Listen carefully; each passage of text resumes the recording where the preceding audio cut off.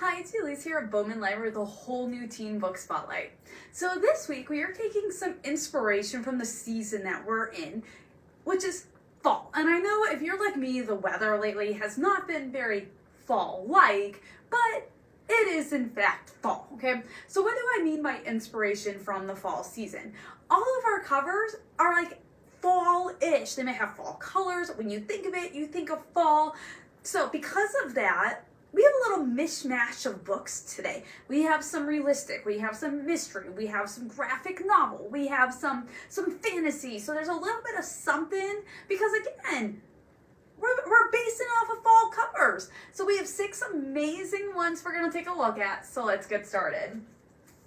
Our first one is Firekeeper's Daughter. Oh, look at that cover. It's so fall right there, okay? So Donis finds herself stuck between 2 worlds. Her father's American Indian side and her mother's white side, who sees her father as a defect. But no side, neither one, wants to claim her. After graduating high school, Donis should be focused on getting everything ready for college, but that gets put on hold after the unexpected death of her uncle, along with her grandmother's failing health. And that's when her life takes a turn that she does not see coming. When she witnesses a murder caused by someone who is in a meth-induced haze, Donis decides that there is a reason why she is still at home, why she hasn't gone away to college. And it may be up to her to try to put a stop to the cycle of drug abuse, which is consuming so many people around her, and it's going to take her on a journey that she never imagined. So part realistic, part mystery, part suspense. There is a little bit of romance, okay, but it's not anything that's, like heavy on the story. Part hockey. I will tell you this book has a little bit of everything, but please be aware there is discussion and descriptions of rape, drugs, racism, and death, but they are handled in a realistic and balanced light. One of my favorite reads over the past couple of years, there is another book out that's almost like a companion to it, just came out, I think, early, maybe it's around the year this time, maybe, I don't know, but super good as well. I'd say I like this one just a little bit better. Amazing. Firekeeper's Daughter. Rules for Being a Girl. So Marin and her best friend Chloe, they are seniors, they are co-editors of the school's paper.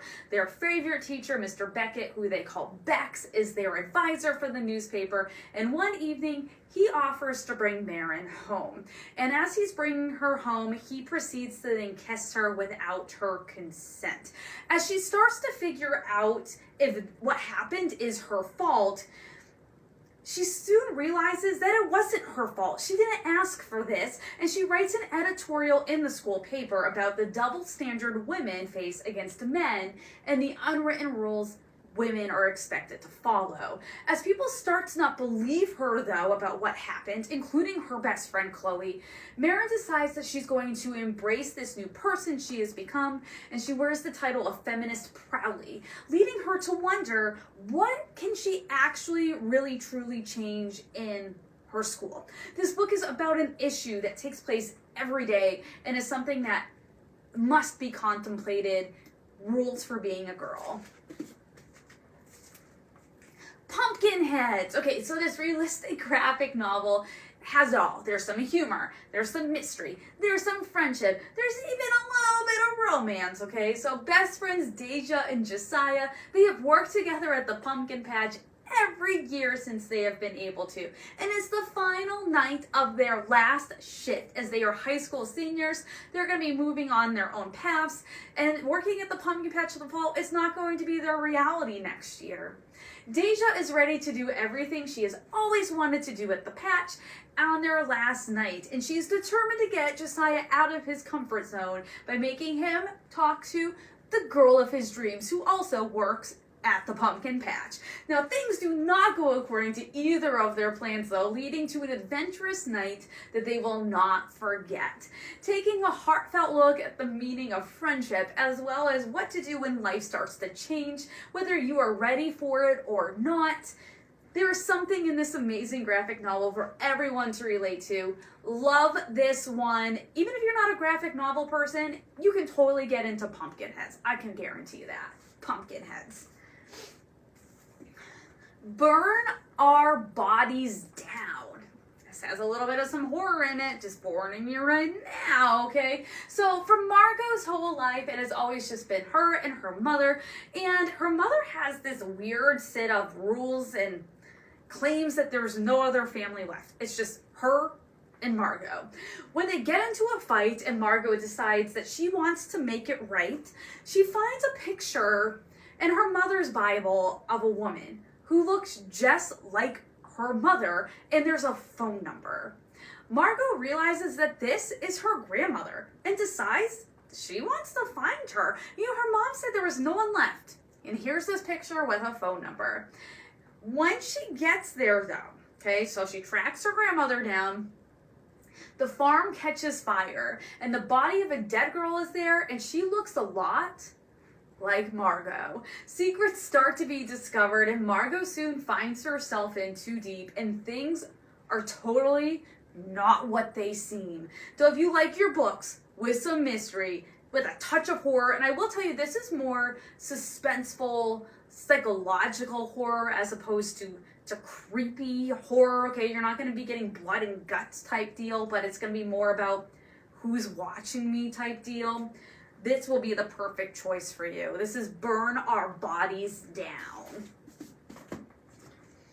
An Enchantment of Ravens. Okay, so 17-year-old Isabel is a master talented painter, and she finds herself in demand for her skill by the fair folk. Now, her town borders their kingdoms, and they are the Immortals. When she's hired to paint a portrait of the Autumn Prince Rook, her world is completely changed. When she completes her painting of him, she adds sadness that she sees in his eyes.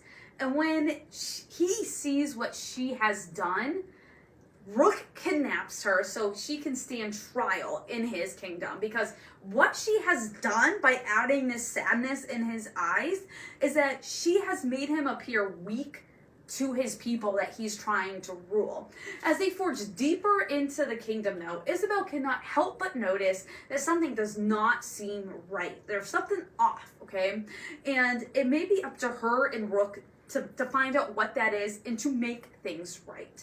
There is just one other thing, okay? It's illegal for the fair folk and humans to fall in love. And as Isabel and Rook start to spend more time together, they kind of start to teeter on the edge of their feelings for another, becoming a little bit more than just compatriots in this journey, okay, in this quest. Now, this standalone fantasy, which I love, sometimes it's just great to have a great, like one and done. This is it. Standalone fantasy is packed with adventure. There's fairies, romance, mystery, and, believe it or not, it is pretty humorous, okay? This is An Enchantment of Ravens. And our last one for this week is Furia, okay? So 17-year-old Camila, who is known as La Furia on the soccer field, is growing up in Argentina with dreams of becoming a professional soccer player in North America. This is a dream though, okay? And she needs to keep this secret from her abusive father and strict mother, because playing soccer, football, as well as trying to become a professional is not acceptable in their eyes. Playing in secrets when her team qualifies for an out-of-town tournament, that she starts to realize that she is going to need to come clean in order to fulfill her dreams. But that is going to be way harder than she ever could have imagined. This is so much more than a soccer sports story. You will follow the journey with Camila as she follows her dreams, staying true to herself. There is a heavy romance throughout, which plays a huge role in her decision making. So if that's what you're looking for, this has it. If you don't want romance, this has it. You've been forewarned.